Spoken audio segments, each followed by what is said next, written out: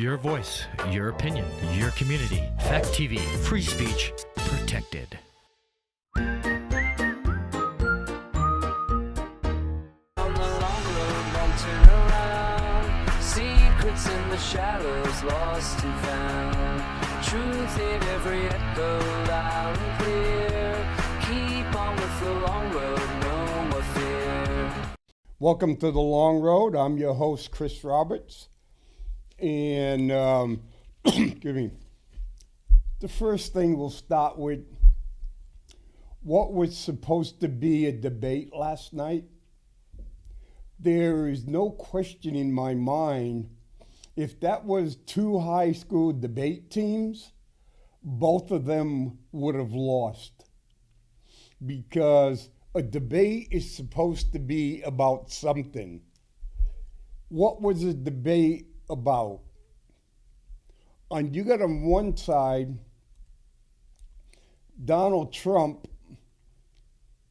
who I don't think has any idea what stoicism is. You know, the great leader, considered one of the greatest leaders of all time, one of the greatest intellects, Marcus Aurelius. You know, you can see a lot and you can read a lot in a person's face. When I was watching the debate, I thought I was watching a cartoon show, a character. You know, it was just like Donald Trump. He was making these faces left and right. And I'm going, leaders do not make faces like that. Leaders have to give that stoic look. Yes, I'm paying attention. I'm listening. I'm contemplating how I'm going to provide a thoughtful answer. No, he never, ever did it. I only watched maybe a little bit more than an hour of it last night. But not once did that guy ever say, I made a mistake, but now I've learned from that mistake. Leadership 101. Yes, I apologize for my mistake. Leadership 101A. He didn't do that. Hey, the debate wasn't about Joe Biden. He walked into that over and over again and says, and Harris goes, Joe Biden isn't running for president. I'm running for president. Bingo. You know, hey, who cares right now what Joe Biden's son did Ukraine? Who cares? Who cares is that Joe Biden did away with XL pipeline and let the other pipeline in Europe go. You weren't running against Joe Biden. One of the biggest problems with Donald Trump, and he has a lot of problems, is that he thinks very little of women. He can't handle a woman talking to him. He can't handle a woman giving him directions. He can't handle a woman asking him questions. Vice President Harris's people knew that. They prepped her for that. They prepped her to go right after one of his biggest weaknesses. And no matter how much, and I know Trump's people had to have told him, this is where they're coming.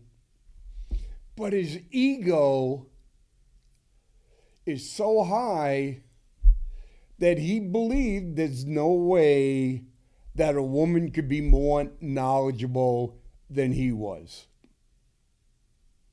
Or he is. And come on, Donald. You have all this money. You can wear different suits, different colors, different cuts. It looks like you got a cheap J.C. Penney suit on. You know, those $125 complete suit specials. You didn't look majestic. You didn't look like you deserved to be out there. You didn't look like you thought people should vote for, that people should vote for you. Okay? Yes, when you go and say, yes, do the old, which George Bush worked really well against Senator Kerry. You were before it, before I was against it, but I'm for it now, but I'm against it. But now I'm forward. It depends who's asked me.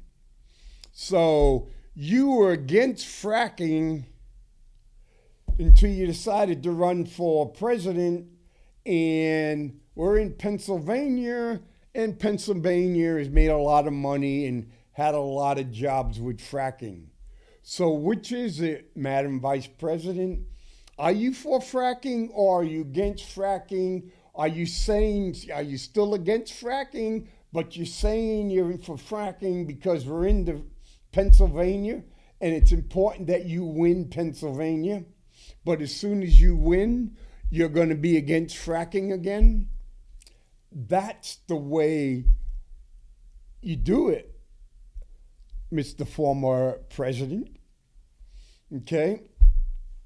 You walk in, she goes, come on, goes, yep. I have a gun too. I own a gun too. Mr. President, you weren't expecting that.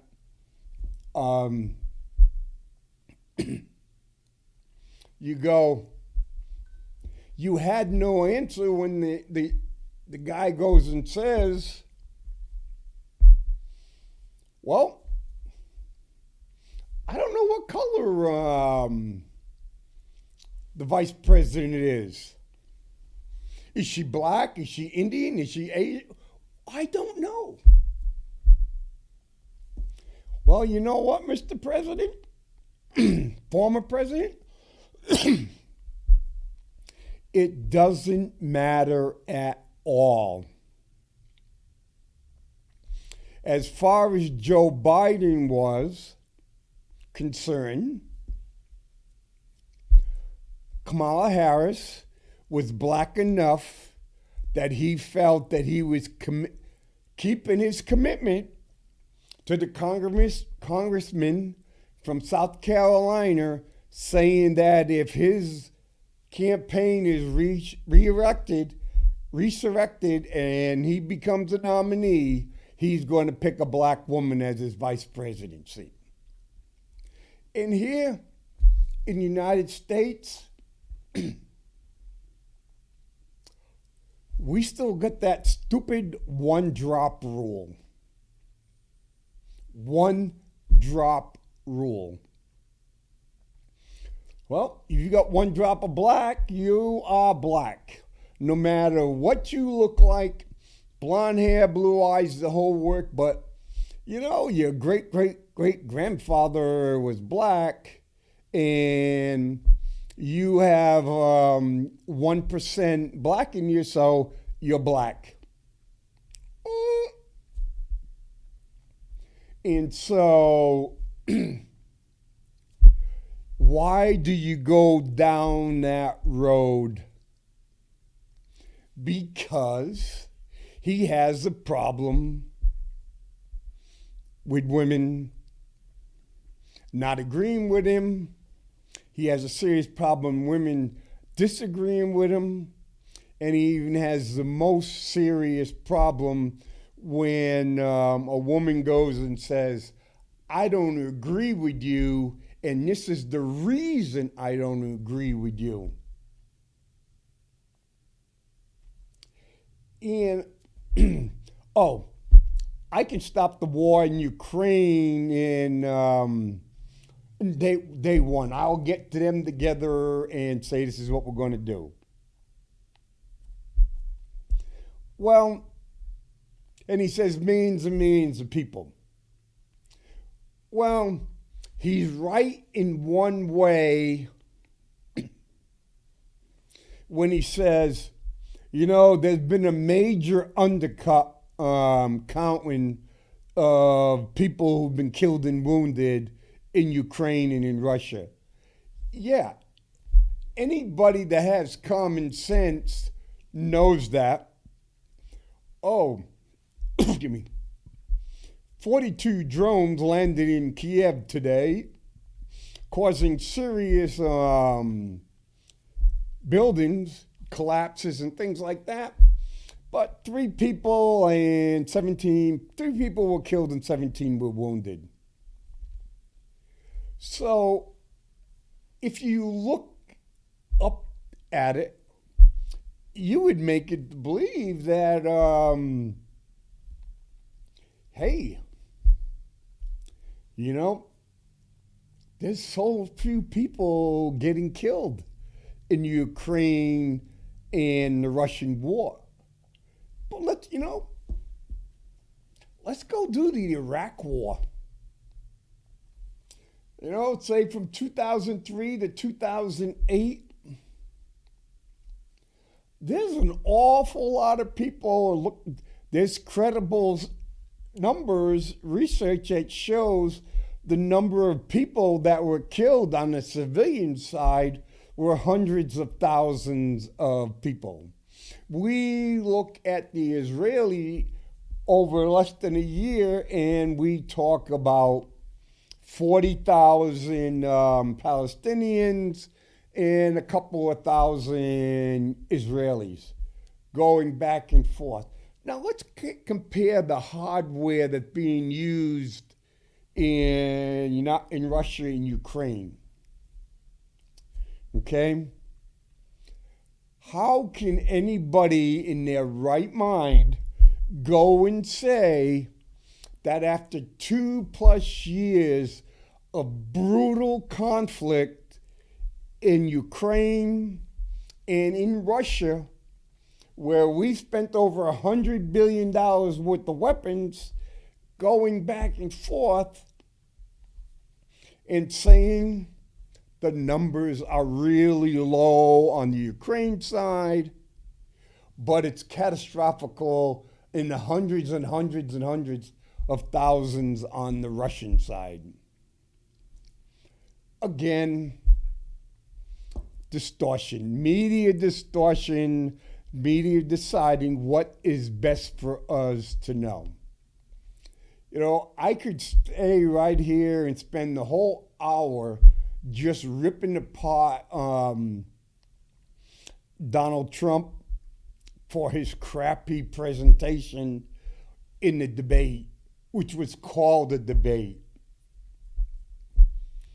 The Kamala Harris, vice president, I would go and I would look at the way she'd be looking up, looking down. But she was smart.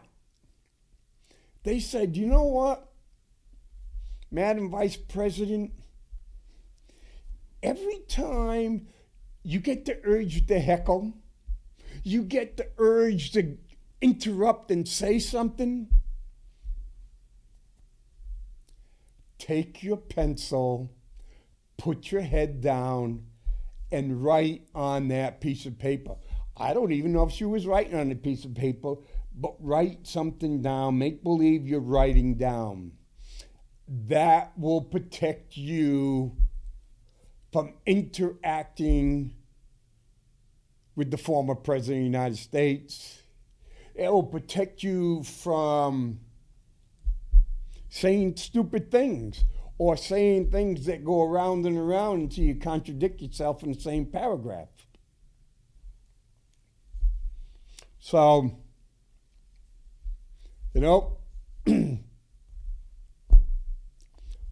so another question is, okay, Madam Vice President, you said, I heard you say, in your term, you were going to build 3 million more houses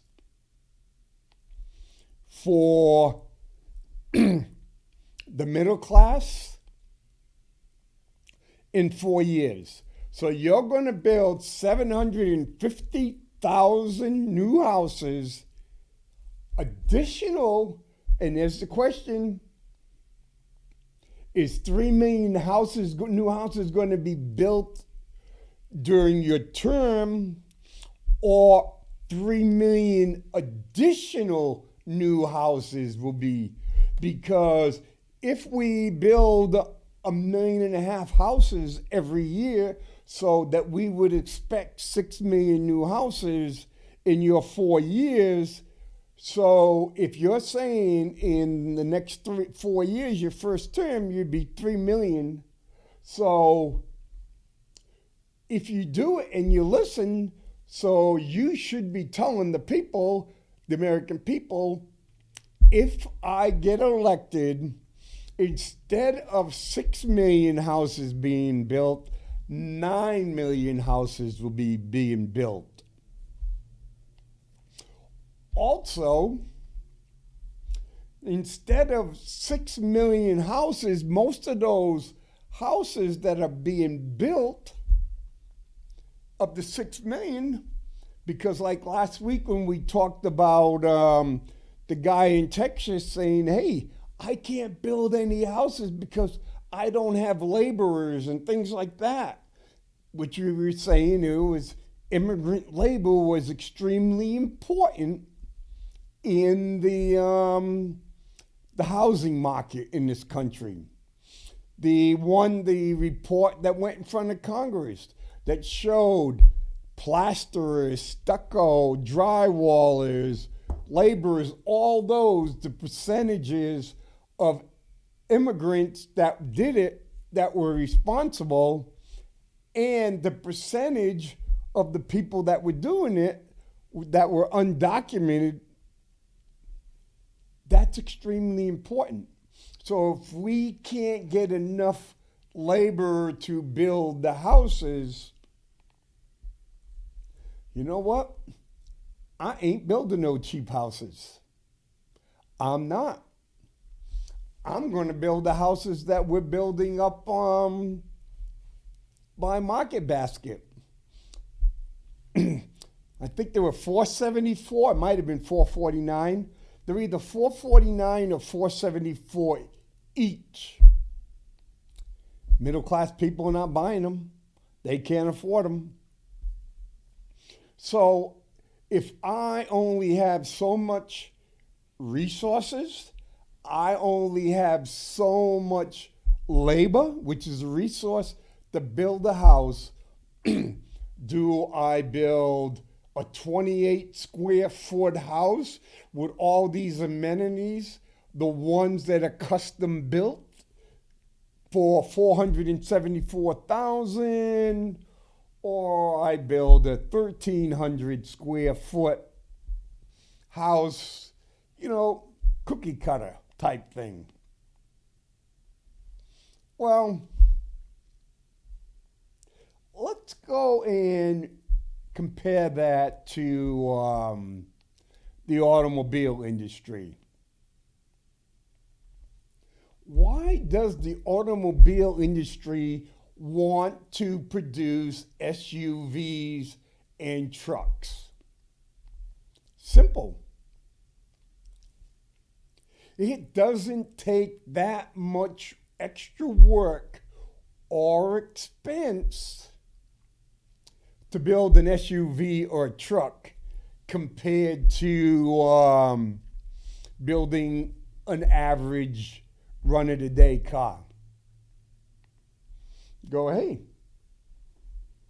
So, it isn't going to cost me, if I'm building a house, it isn't going to cost me any extra money to pour a foundation for 1,300 square feet compared to 2,800 square feet.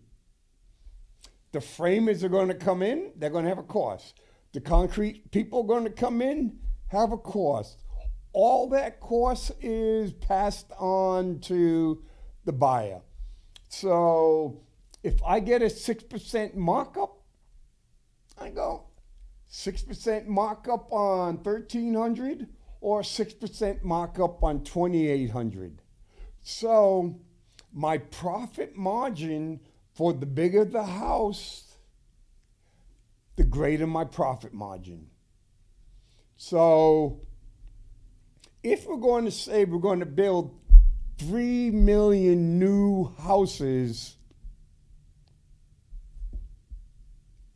but we don't increase the labor pool, then it's a choice. Do I make little houses, little money, or I build fewer big houses but make more money?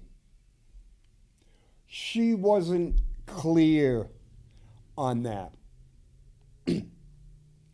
She goes and says, hey, if you never owned a home and everything, I'll give you $25,000 for the home. Okay, so say if she builds 3 million houses, and I will give each person who's a first-time owner who buys these 3 million houses $25,000 for the down payment. Okay? 3 million times 25. That's an awful lot of zeros after that 75.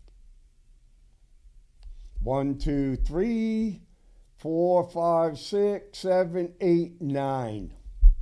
9 zeros.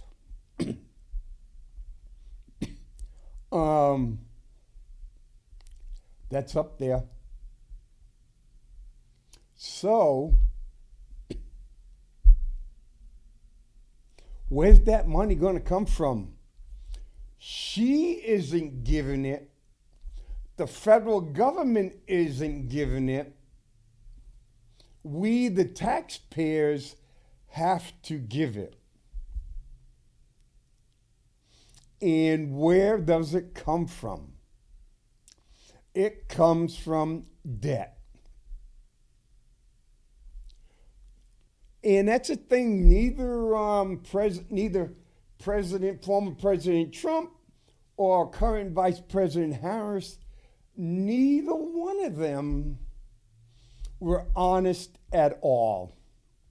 They were completely dishonest, and they knew about it, but they didn't care because they all wanted, both of them wanted to feed different groups the red meat they wanted to get. And for the ones who are vegetarians or vegans, they wanted to do that also. Hey, Donald Trump says, hey, no taxes on Social Security. Well, people 65 and older go, wow, that'd be really great. I won't have to pay taxes on Social Security, so I'll get a couple of $1,000 a year. Okay. Where does that money come from? Oh, if you work and you get tips, you don't have to pay taxes on tips. So say I work at a nice fancy restaurant downtown. I get paid $3 an hour. But over the course of a really good Friday and a Saturday, I make $500 in tips. Okay? I make $500 in tips. The restaurant owner doesn't have to pay me anything more than the $3 is because the tip makes up the rest to get me to minimum wage. So if I make $500 working the weekends, so that's $25,000 to $30,000 a year on tips. So, hey, Kris works at this restaurant 3 days a week. He makes $30,000 a year, but it's tip wages, so he doesn't have to pay any taxes on that tip wage. Okay. You work at Walmart and make $30,000 a year. Oh, yeah. By the way, you have to pay taxes on the $30,000 you worked busting your hump for at Walmart. Hey, that's the breaks, right? That's politics. You people at Walmart don't vote. So, but, so if there's 3 people and they working up and they make $100,000 and none of them have to pay tips, that's maybe $15,000 to $18,000 that the U.S. government doesn't collect in taxes. Hey, just put it on the debt. And so what? We'll put so we only have to pay 5% interest. So 18,000. So hey, that means not only would the government not collect that $18,000 in interest, but into taxes, but the government would have to pay about $1,000 in interest on the money it's borrowing to cover up the loss. Hey,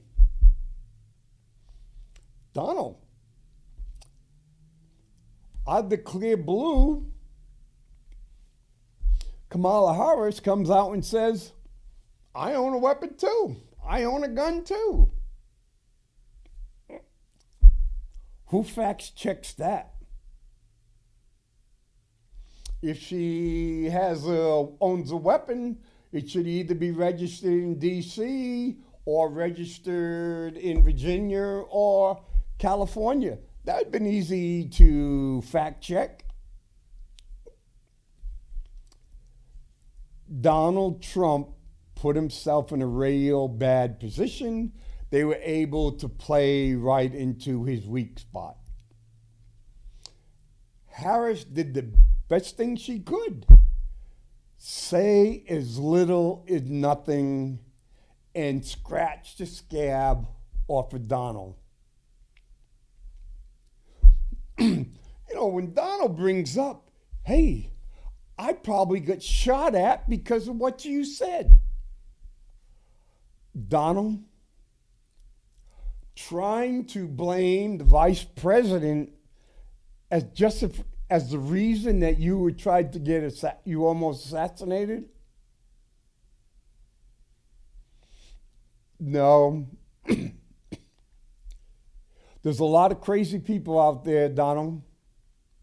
There's people that listen to you and do stupid things. There's people that listen to Harris and do stupid things. The reason you got shot at was because the Secret Service did not do its job. If the Secret Service had done its job, if the local police had done their job, that individual would have never had the opportunity to shoot at you. you got shot at because there was a lot of leadership failure in the state police, in the local police, in the the Secret Service. The one who was in charge in the Secret Service, she was the First Lady's Secret Service bodyguard. It was a payback. Oh, you've done a nice job for me. I'm going to have my husband make you Secret Service director. Hey, that's the way it goes in politics. Other thing. I'm going to give everybody who wants to start a small business a $50,000 tax credit. Not a deduction, a tax credit. So, but what is a small business? We may think a small business may be 2 or 3 people. Mom and pop store. Someone that owns 10 people. But you know, small businesses can go up into the hundreds of people. Okay. I'm going to give a small business. So if you want to start your own business, I'll give you a $50,000 tax credit. Is the tax credit for 1 year, 2 years, 3 years? How long is that tax credit? And, you know, give an example. GE, General Motors, Ford, a whole bunch of other big businesses. We give them billions of dollars of tax credits and deductions every year. We have companies, highly profitable companies, that go in and say, oh yeah, we made all this money, but Mr. Treasury, can you give us a refund? Because of the way the tax laws are written, even though we made all this money, we really didn't make money. So we need a refund check. Hey, all you have to do is look it up. How much tax the top 50 corporations paid each year. And you'll see a number of high-level, highly profitable companies with stock values up here have no problem at all. Then they'll go in. The Madam Vice President goes and says, I grew up in a middle-class family. We were able to buy a house when I was a kid. If I remember correctly, you grew up in the Oakland area when Oakland was a real safe place to be, where people wanted to live in Oakland, where people with Cal Berkeley in those areas used to live there. Okay, far and few in between. Okay, your definition of middle class does not compute to today's middle class. Because Donald Trump has it, he can't argue about it. But isn't it amazing? The vast majority, way up here, when they run for office, they all like to tell the voters where they came from hard working class families. They understand what it's like to be middle class. They understand what it's like to go without because you're middle class. But didn't your parents own your own house? Yeah, but it wasn't a big house. But didn't some of you go to private schools and stuff? Yeah, but but didn't a bunch of you go to really high quality, expensive colleges? Well, yeah, that's because the public education where I live was really good. Oh, so you're saying is your family owned a house in kind of a restricted area of the community, which had the best schools, the best roads, the best sports fields, the best after-school programs, all those things. And then you knew Dad was going to come home every day. Dad had a good, steady paycheck, didn't have to worry about it. Dad was going to have a pension. You had good health care. Well, yeah. That's the middle class background I grew up in. That's what middle class America is all about. Did you ever go to the library or you go online and Google that? Because if a little bit more than 60% of the people in the United States own their own home, then you find out how many have been in that home for a long time and it's paid off and they don't have children. They could be empty nesters and everything. Now go in and look at how many people in their 30s or 40s who are living in a home that paying the mortgage and doing for the kids can fit the middle class definition.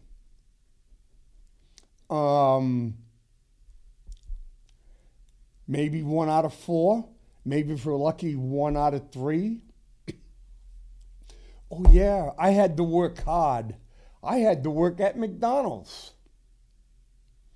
Did you really have to work at McDonald's, or did you work at McDonald's because it was a cool thing to do?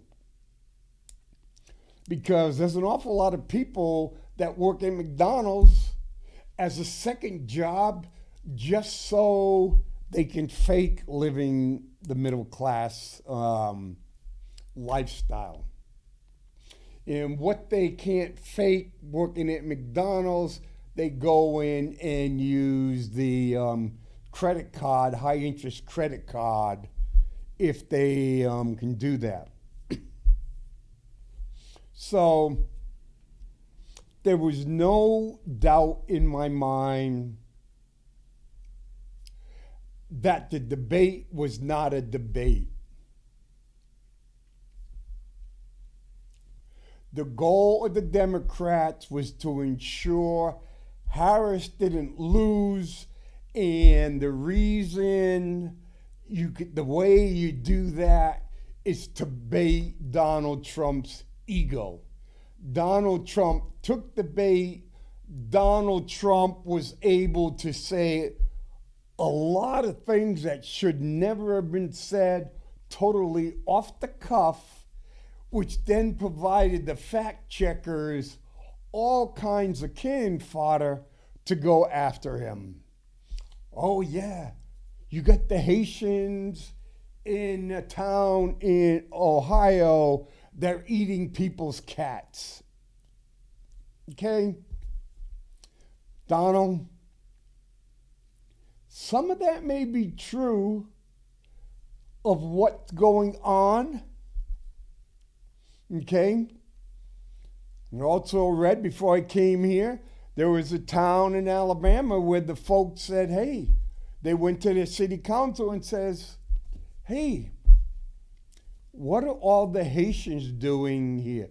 We were told that they were coming to work, but they're not working. They're walking around the streets and everything. And where did they come from? Who brought them? Who authorized them? And the head of the city council says, sorry, done, over, ended the session. And said, we are a welcoming community and we welcome everybody.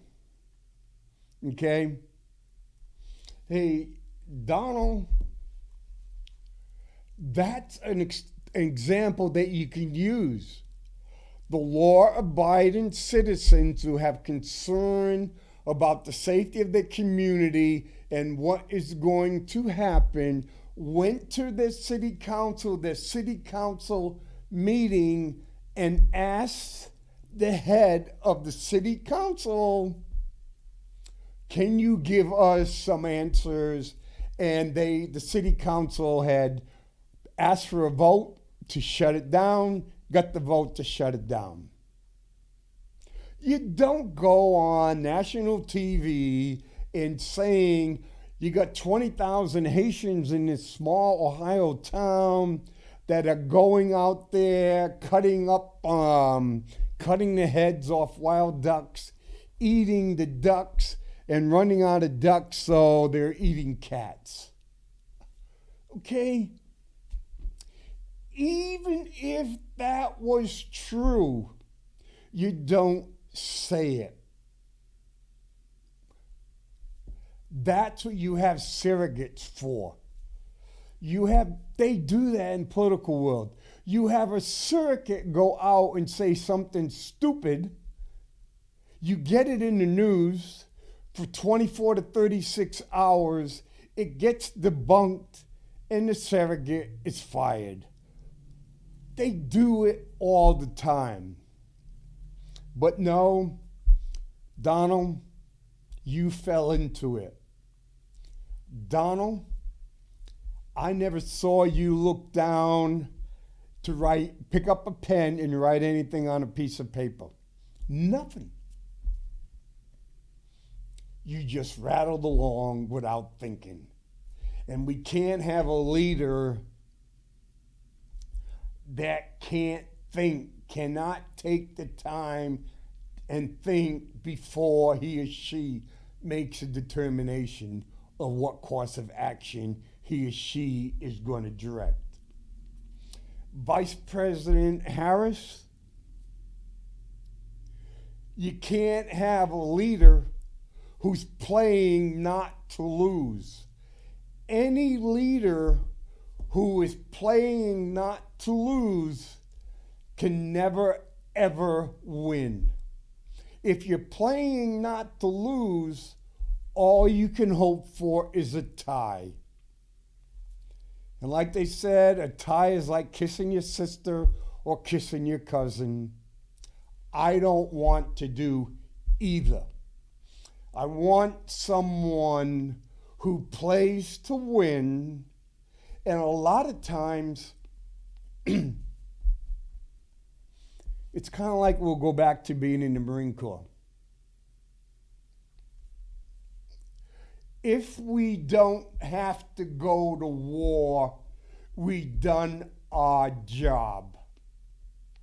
Our job is not to go to war. Our job is preventing a war from ever beginning.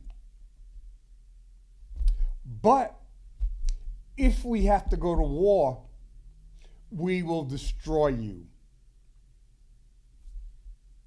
Again, it's not our job to go to war. It's our job to prevent the war happening in the first place. Because if you go to war and both sides lose, the winner is he or she who loses least. But let be no doubt about it, if we have to go to war, we will destroy you. That is leadership. That is the type of leadership we need as the president of our United States. And that talk show or talk back and forth or whatever, or trying to get one-upmanship was not a debate, and no leadership was shown there. And hopefully in the next 54 days, someone will come up with leadership. Man, I don't know what the next debate's going to be.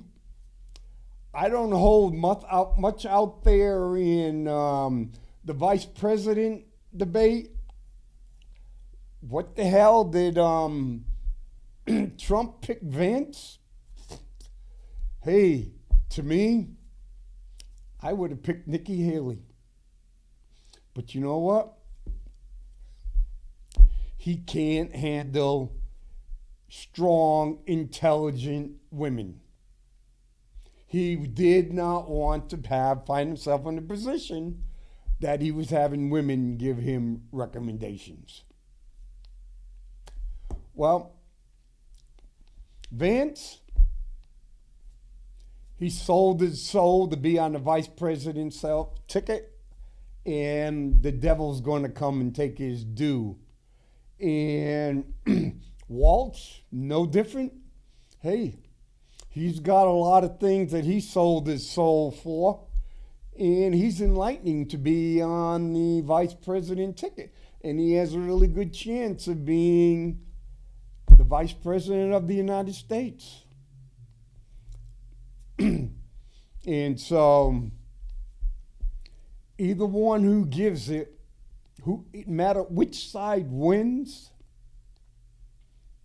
neither side is even going to come close on delivering the promises, let alone the BS that they're throwing at us. And it's up to us as the American people to say, no, we don't believe this. We don't believe this. Okay, we'll move on to some economic things. Okay, when the vice president says she wants to lower prices, okay,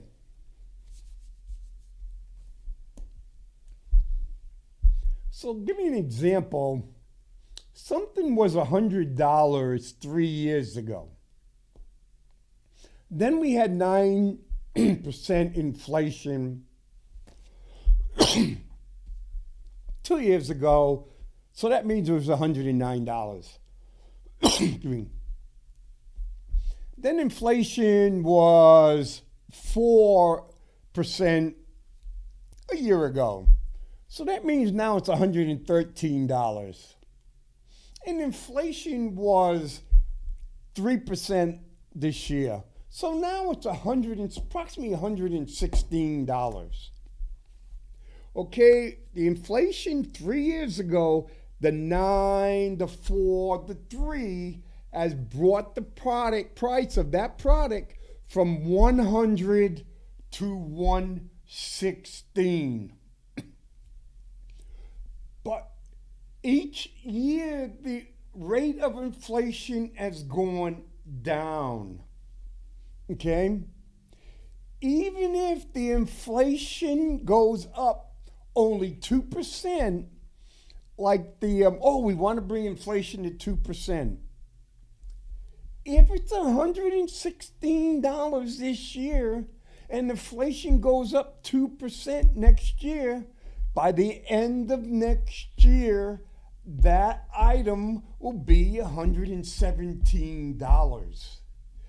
The politicians and some of the economists say, well, if inflation, they like to give the appearance that if inflation goes down, the prices will go down. Inflation doesn't work that way. Economics doesn't work that way.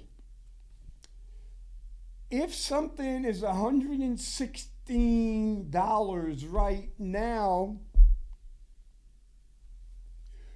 to get back to $100,